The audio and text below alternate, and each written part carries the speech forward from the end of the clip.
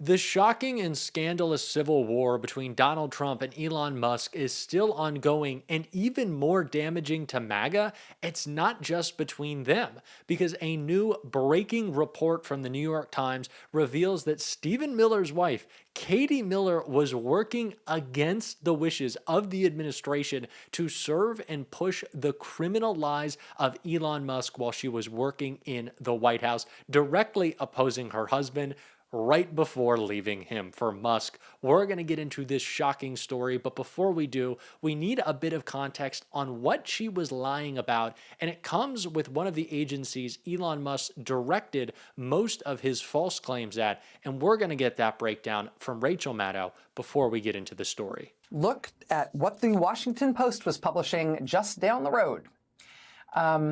Quote, Social Security facing pressure from DOJ weighs big cuts to phone service. Agency considers ending phone program that is used by millions of elderly and disabled Americans. One gobsmacked Social Security Administration employee told the Post today that this radical change, this radical cut to services that they were moving on in the Trump administration, quote, would be the single largest service disruption in agency history ever. The single largest service disruption in Social Security ever. Elon Musk's plan for Social Security was to, quote, end telephone service for claims processing, instead directing elderly and disabled people to the internet and to in-person field offices. Quote, the agency's toll-free number is a mainstay for older customers who do not have online access or who have trouble navigating the internet. About 40% of the claims that get made to Social Security are made over the phone, using this phone line that Elon Musk now wants to kill. 40% of the claims at the agency. And naturally, this move to close the phone line and instead force old people and disabled people to go in person to in-person field offices, naturally that comes as Donald Trump is firing 7,000 people who work at Social Security and closing tons of the aforementioned field offices. President Biden's Social Security Administrator, former Maryland Governor Martin O'Malley, ripped the bark off himself in his comments to the Post on this planned cut. Quote, it would certainly appear, he said, that they're trying to break the capacity of the agency to serve its customers. And I suppose if they're trying to dismember the agency, liquidate its assets, sell pieces of it to their billionaire friends to run, they have to discredit the agency in the eyes of its customers, and they do that by breaking its ability to serve.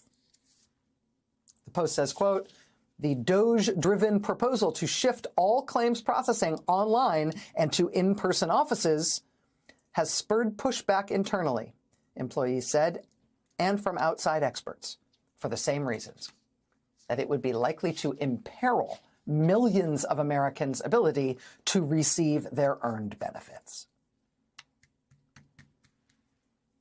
This is what they're doing. This is what's going on. And so this is what happens today. Congressman John Larson, who I just showed you, screams his freaking head off in Congress about it this morning. Screams at them.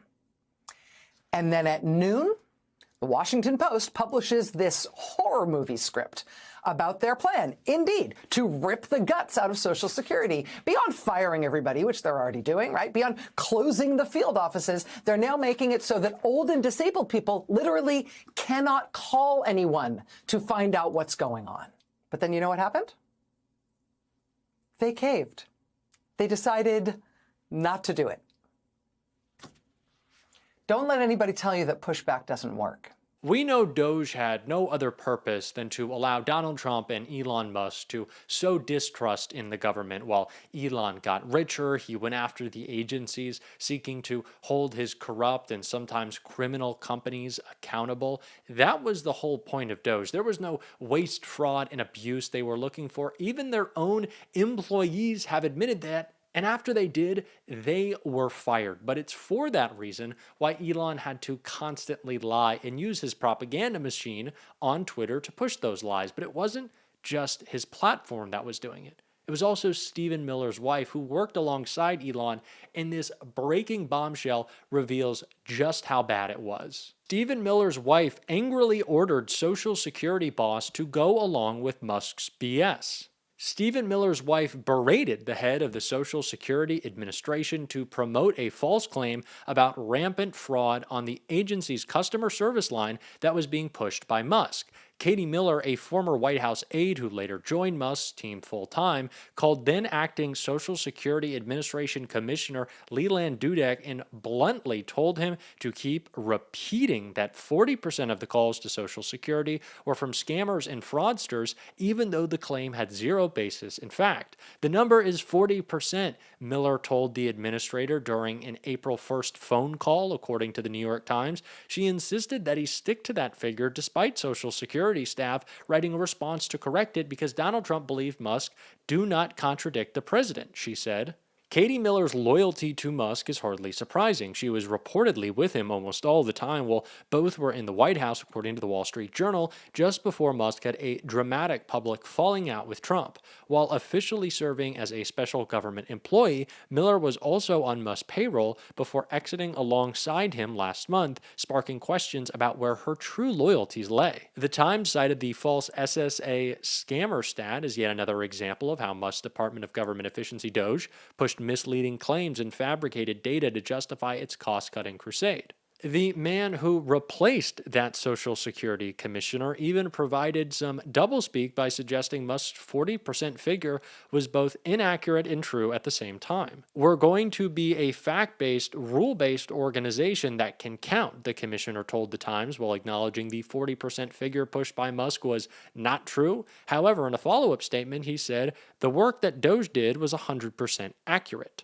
The staff tried to amend this figure in an April 1st memo to Doge leaders the same day of Katie Miller's call to state that 25 to 30% of allegations of direct deposit fraud are for direct deposit changes made over the telephone. According to an analysis by NextGov FCW, less than 1% of Social Security calls show any potential signs of fraud. So all along, Katie Miller, all along, was backing Elon Musk, even while, and of course, maybe because, she was on his payroll. That is how entrenched she was with Elon the whole time, so it's clear that she would want to lie on his behalf to push a false narrative about Doge, which Donald Trump had clearly been doubting for some time, whether it be because of the ridiculous behavior of Musk, how many problems he was causing Trump, or maybe the rampant drug use. But we see very clearly that Katie Miller the whole time was always backing Elon. It is so entrenched, the civil war in this White House. The sides for a long time have been very clear, and I expect more ramifications to come. But I am reminded, going back to that Social Security conversation, of a congressman who spoke out in such blunt fashion, in such a passionate way, that I just have to play it now that we're on the topic. It was John Larson slamming Republicans and Musk right here. Men and women on this committee are good people. They're honest and caring people.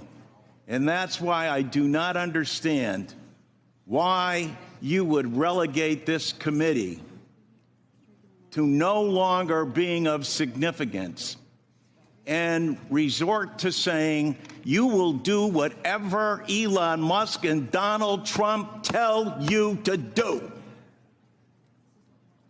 Where's the independence of the committee?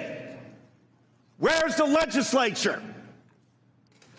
We're an equal branch of government.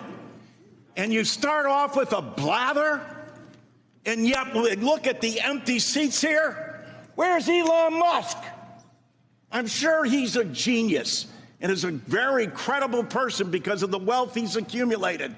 But that does not put him above the law or the responsibility to come before this committee in this Congress.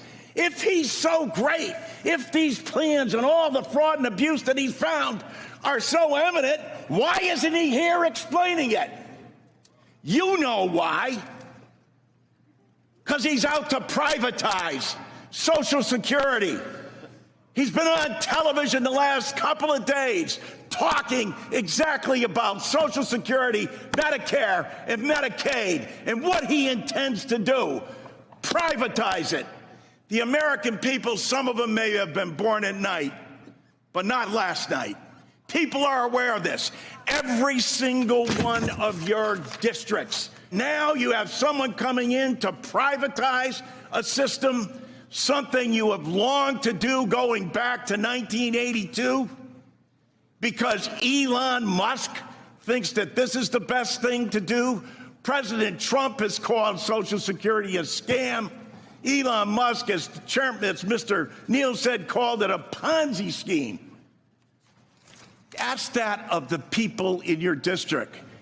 Ask that, Mr. Smith, of the more than 198,000 people in your district who rely on Social Security, and you won't even let the person who's planning to privatize it, who's telling the big lie in front of everyone, in bold as he possibly can, saying, this is what we're going to do. The Congress is in our back pocket.